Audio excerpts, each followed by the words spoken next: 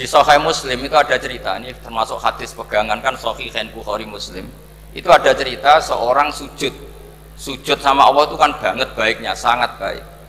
Kemudian yang sujud ini diinjek oleh pemuda yang nakal, diinjek. Ketika diinjek, yang sujud spontan ngomong begini, fa wallahi la yaghfiru Allahu laka, demi Allah, Allah tidak akan maafkan kamu. Di luar dugaan, tentu kalau nggak ada sanad, omongan ini normal karena nginjek orang apa? Sujud. Tapi di luar dugaan, Allah mewahyukan ke Nabi di zaman itu, disuruh bilang sama orang yang sujud itu, Allah ngendikan, manggalladzi yata'alla alayya alla aghfira li fulan faqad ghafartu lahu wa ahbattu amalah. Siapa yang mencatut nama saya bahwa saya tidak bisa memaafkan orang yang nginjek, Allah tersinggung karena namanya dicatut. Saya ini Tuhan bisa menyiksa dan bisa mengampuni. Kenapa sifat saya jadi satu hanya menyiksa? Sifat ampunan saya di mana? Itu kalau nggak sanad nggak bisa.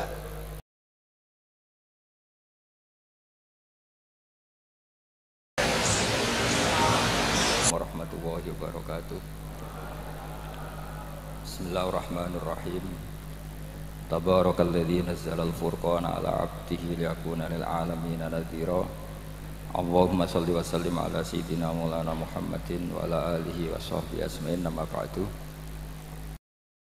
Yang sangat saya hormati semua pengurus wilayah Nahdlatul Ulama Jawa Tengah, wabil khusus Ki Haji Ubaidillah Sodaqoh, teman saya juga guru saya, putra guru saya Ki Haji Abdul Ghafur Maimun.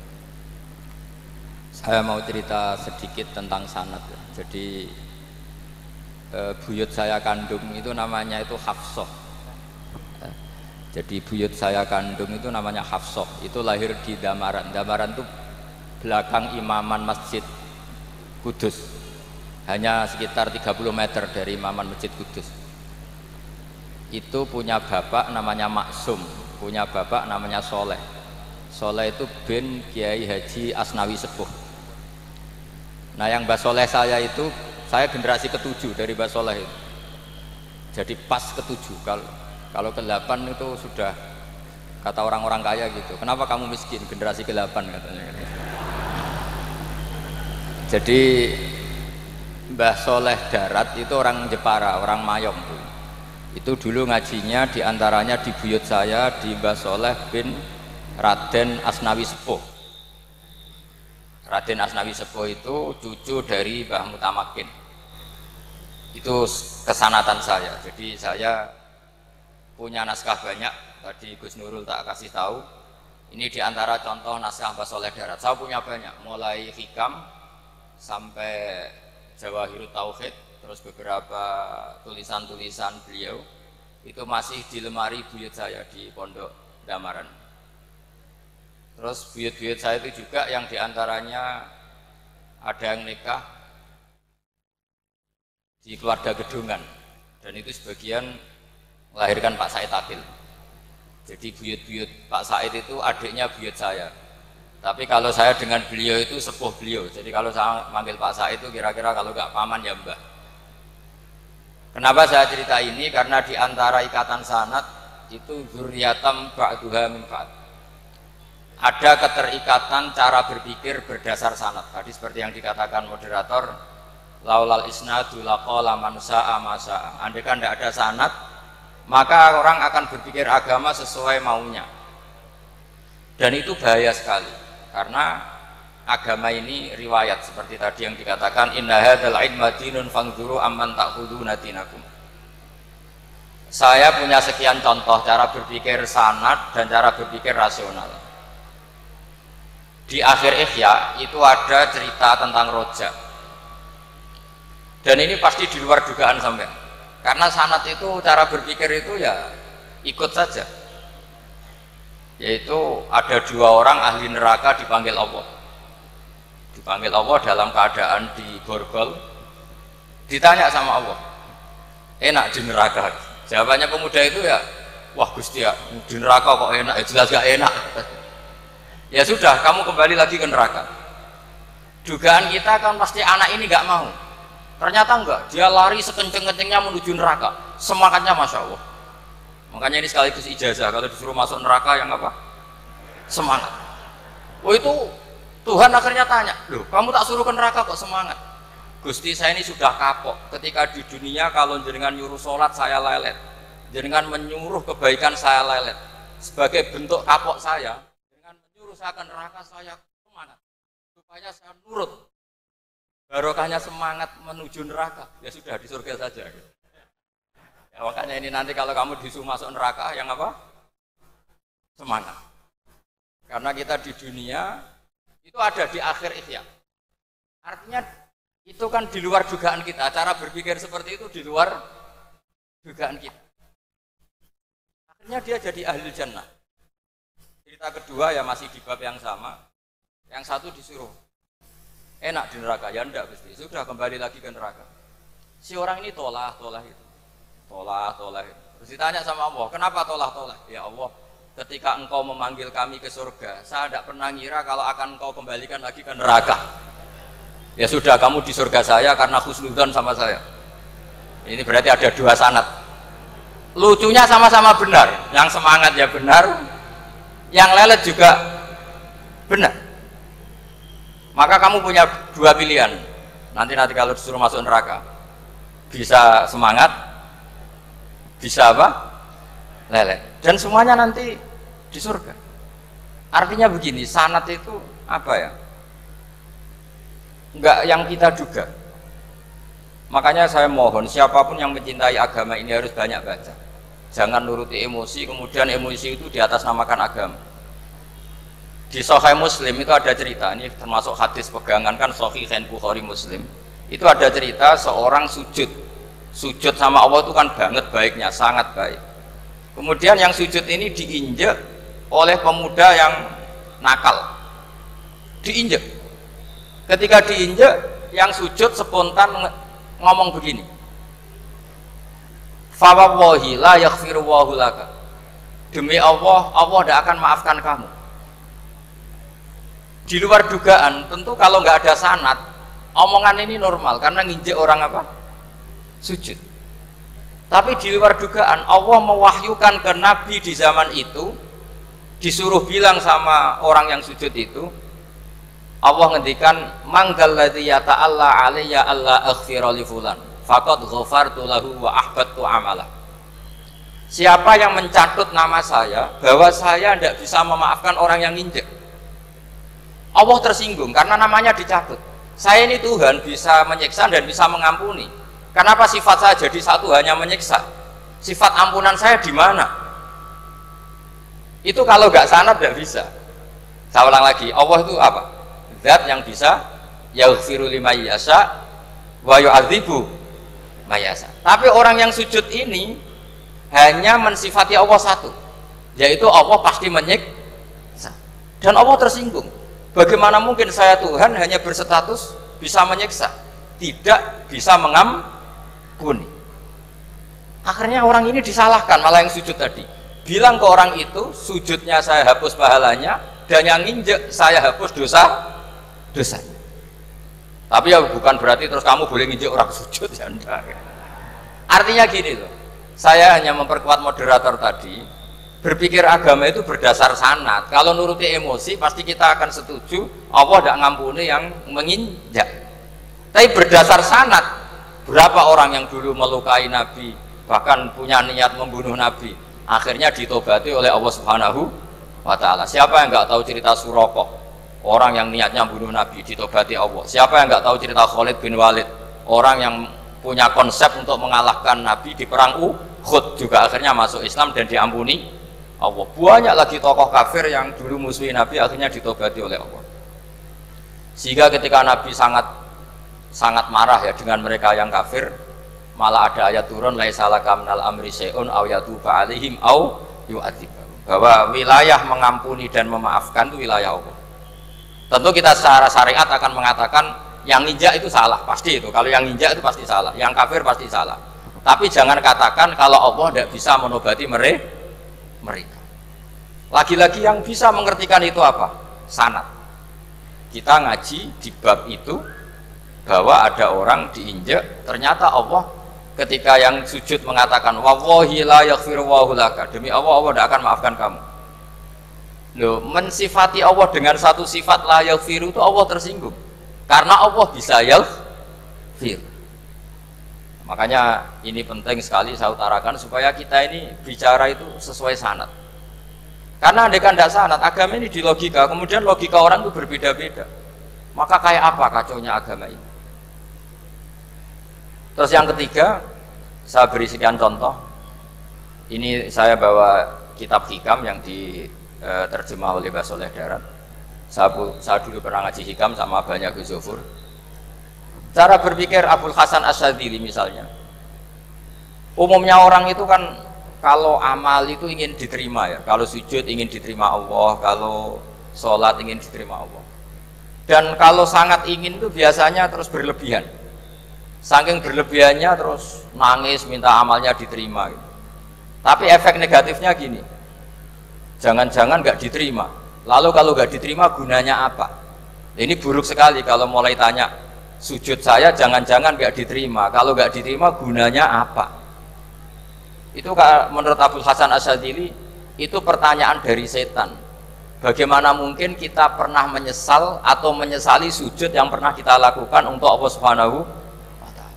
Wong dadi kawulane Allah, wis dikai bumi, dikai oksigen, dikai rezeki, tahu sujud, bareng dikasih tahu Jibril, sujud kamu nggak diterima. Wah, getun aku sujud be Allah. Masa sujud sama Allah getun. Maka kata Abul Hasan Asyadzili begini, kafa bika jazaan an radiyaka laka ahlan, cukup sebagai balasan dari Allah yang luar biasa kamu ditakdir sujud. Woi, keren. Coba kalau kamu nanti ketemu Allah, ada orang yang sama sekali di bumi gak pernah sujud, lalu kamu ketemu Allah sujud berkali-kali, kemudian dapat kabar kalau sujud kamu gak diterima, pantas mana kira-kira? Pantas yang pernah sujud apa pantas yang gak pernah sujud? Pantas yang pernah sujud. Jika pikirannya Abul Hasan Asyadzili, sudahlah kamu bahagia saja karena kamu ditakdir pernah sujud. Itu satu anugerah Allah yang luar biasa. Kamu nggak perlu terganggu diterima apa nggak diterima. Karena kalau kamu terganggu itu nanti lama-lama mengatakan apa gunanya sujud kalau tidak diterima. Dan itu setan menang kalau sudah ada pertanyaan apa gunanya sujud. Nah, makanya disebut min syarril waswasil khannas. Kata Abul Hasan Asyadzili, waswas di sini adalah setan ngeridu kamu supaya kamu ngeset semua ibadah kamu, jangan-jangan kamu nggak diterima. Kemudian kamu menyesali semua ibadah yang pernah kamu lakukan. Betapa buruknya kita. Wong ngamal apik kok disesali. Makanya saya ini sebagai kiai itu termasuk kiai yang paling sukses ya. Betul. Karena perasaan saya itu sudah sukses dulu sebelum nyata sukses apa enggak ada penting. Saya sering motivasi santri yang ngapalkan Quran 10 tahun tidak hafal-hafal. Nanti kalau ketemu Allah tetap keren. Pernah ngapalkan kitab saya? Pernah Gusti. Hafal? Tidak. Tapi kan keren, pernah menghafalkan. Daripada sampai ditanya, pernah ngapalkan Quran? Tidak. Kok hafal lagu dangdut? Nah itu posing sama jawabnya. Tapi kalau santri saya, pernah ngapalkan? Pernah Gusti. Di mana di Guswa? Hafal? Enggak. Pede saja? Enggak. Tapi saya mencintai kitab engkau dan bukti cinta saya tak hafalkan. Cuma nasib tidak memihak saya Gusti, kan masih lumayan itu. Daripada ditanya, pernah ngapalkan Quran? Tidak Gusti.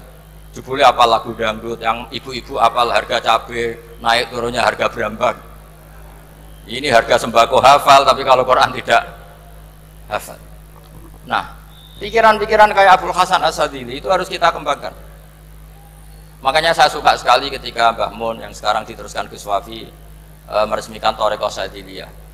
Ya cerminannya kitab hikam itu yang diterjemah Mbah Soleh Darat, karena hikam adalah murid Abul Abbas Al-Mursi, beliau adalah murid Abul Hasan Asyadzili. Jadi gampangannya kalau sampai ingin tahu cara berpikir Abul Hasan Asyadzili itu ngaji hikam, karena hikam itu cucu muridnya Abul Hasan Asyadzili. Dan itu cara berpikir gampang sekali. Misalnya hubungan dengan Allah, ilahi kullama akhrosani lu'mi antokoni karomuka. Ya Allah, ketika saya terbungkam oleh kesalahan-kesalahan saya, sampai saya ini merasa tidak pantas minta, tidak pantas memohon sama engkau karena dosa saya banyak. Tapi kata beliau antokoni karomuka. Tapi saya berani melafadzkan doa itu berdasar rahmat kamu tidak terbatas. Dan itu indah sekali kata-katanya. Ilahi kullama akhrosani lu'mi antokoni karomuka. Jadi kullama akhrosa sekirane bungkam disosoni ingsun apa lumi sifat elek ingsun apa mongko derek iso ngucap niki ingsun apa karo sifat lomane dunia. Dan itu dipraktekkan semua ulama. Ya nafsu la taknati min zallatin azumat innal kaba'ira fil kufrani kalamami. Jadi yang seperti yang dikatakan tadi Gus Ubaidillah tadi, ya sudah, kadang ada baron saya, ada Busiri, saya tidak tahu karena bacanya innal kaba'ira fil kufrani kalamami la'alla rahmata rabbihi na yaqsimuha ta'ti ala hasabil isyani fil kisami. Itu ada orang terlalu fanatik kebaikan datang ke Abdul Hasan Asy'adzali gerutu karena dunia ini sudah kacau balau, banyak maksiat, banyak macam-macam. Apa jawabnya Abdul Hasan Asy'adzali? Man ahabba alla yusawahu fi ardi faqad ahabba alla tadhharu maghfiratuh. Jadi malah dibalik. Kalau kamu ingin dunia ini steril, nggak ada apa-apa, berarti kamu tidak suka akan kelihatan maghfirahnya Allah. Jadi sanad-sanad seperti ini harus kita jaga. Meskipun tidak kita manfaatkan untuk kepentingan hadzun nafsi, tapi kita harus kita jaga. Jika kita jadi orang itu tidak terlalu sepaneng dengan pikiran kita bahwa maksiat itu pasti mendatangkan azab. Kok kamu katakan pasti, itu buktinya apa? Maksiat itu salah, kalau salah harus istighfar. Maksiat itu salah, tapi Allah bisa saja mentobati yang maksiat kemudian jadi orang baik, karena Allah tetap bersifat yaghfiru liman yasha wa yu'adzibu may yasha. Kok kamu katakan pasti-pasti, itu sanadnya dari mana? Jadi ini pentingnya sanad ya. Jadi kita harus terus menjaga sanad ini supaya cara berpikir agama sesuai garis yang pernah ditulis oleh para ulama yang semua itu musalsal ila Rasulillah Shallallahu Alaihi Wasallam. Terus ini mumpung ini di depan Gus Zofur juga ini pernah tak baca di depan putra-putra beliau, di depan anak-anak. Ini nanti saya hadiahkan ke PWNU Jawa Tengah. Saya nulis kitab ini sebagai bentuk saya bahwa apa yang dilakukan Syekhina Kiai Haji Maimun Zubair semuanya itu berdasar khazanah-khazanah yang ada dalam kitab-kitab Al-Kutubil Mu'tamadah. Di antaranya ini kitab Khilyatul Aulia. Kitab Khilyatul Aulia itu kitab kesayangan Imam Ghazali. Sampai kalau baca Ihya Juz 4 itu beliau memberi saran ke kita wa alaika bimudawamati mutolaati kitabi Khilyatil Aulia wa Tabaqatil Asfiya. Karena Imam Ghazali fi manaqibil akhyar itu nginduk kitab Khilyatul Aulia karangannya Abu Nu'aim Al-Asfihani. Kalau di tasawuf beliau nginduk kitab namanya Qutil Qulub karangannya Abu Thalib Al-Makki. Kalau di fikih tentu beliau nginduk gurunya sendiri Imamul Haramain, yaitu Nihayatul Matlab fi Dirayatil Madhab. Ini saya beri contoh kenapa Mbah Mun, Kiai Ubaidillah, semua tokoh-tokoh NU cara perilaku itu santai, rileks tapi terarah. Ini saya beri contoh. Ini riwayat dari Sufyan bin Uyainah, termasuk gurunya Imam Syafi'i. Ini halaman